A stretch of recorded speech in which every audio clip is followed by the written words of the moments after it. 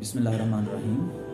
حدیث قدسی ہے کہ جب کوئی بندہ خدا کی طرف پلٹتا ہے، توبہ کرتا ہے، تو خدا کہتا ہے کہ مجھے وہ اس قدر عزیز ہوتا ہے کہ جس طرح کوئی ایک مسافر ہے اور وہ ایک ریگستان میں کھو گیا ہے، اس کا سامان کھو گیا ہے، ضرورت کی چیزیں کھو گئی ہیں، کھانے پینے کی چیزیں کھو گئی ہیں، اور اس وجہ سے بھوک پیاس سے وہ اس قدر نڈھال ہو جاتا ہے کہ بے ہوش ہو جاتا ہے۔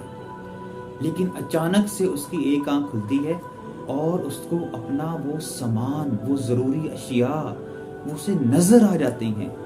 تو جب اسے وہ چیزیں نظر آتی ہیں، ان چیزوں کو دیکھ کر جس قدر وہ بندہ خوش ہوتا ہے، اسی قدر میں بھی اس انسان سے اتنا ہی خوش ہوتا ہوں جب وہ میری طرف لوٹتا ہے، جب وہ مجھ سے رجوع کرتا ہے، جب وہ توبہ کرتا ہے، جب وہ استغفار کرتا ہے، تو میں بھی اس سے اتنا ہی خوش ہوتا ہوں۔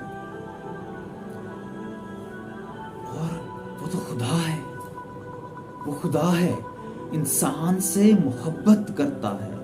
وہ تو کہتا ہے توبہ کرو، بے شک میں تو توبہ قبول کرنے والا ہوں۔ تو عزیزان محترم، جب وہ خدا خود اپنے بندے سے محبت کرتا ہے، وہ خود انسان سے محبت کر رہا ہے، تو ہم کیوں دور بھاگ رہے ہیں؟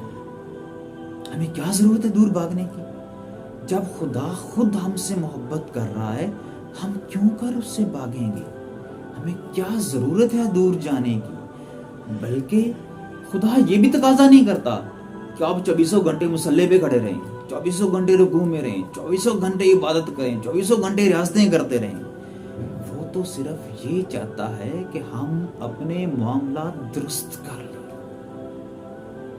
ہم اپنا لین دین ٹھیک کر لیں، لوگ ہم سے خوش ہوں، لوگ ہم سے محبت کریں۔ خدا تو یہ چاہتا ہے۔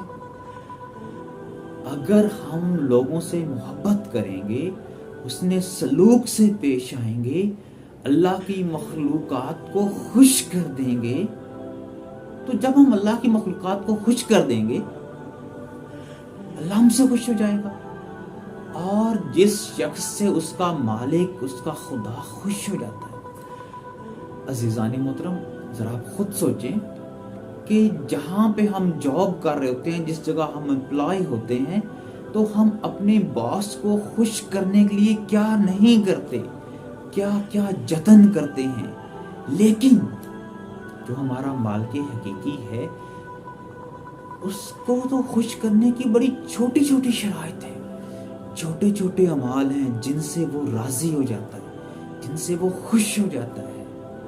تو اگر ہم اس کی مخلوق کو ہی خوش کر لیتے ہیں، تو ضروری نہیں ہے کہ آپ 24 گھنٹے عبادت میں گزاریں، وہی آپ کی عبادت کاؤنٹ ہو جائے گی۔ جب مخلوق خدا آپ سے خوش ہو جائے گی، تو خدا آپ سے خوش ہو جائے گا، اور جب آپ کا مالک، آپ کا خدا آپ سے خوش ہو جائے گا، تو باقی اور ہمیں کیا چاہیے؟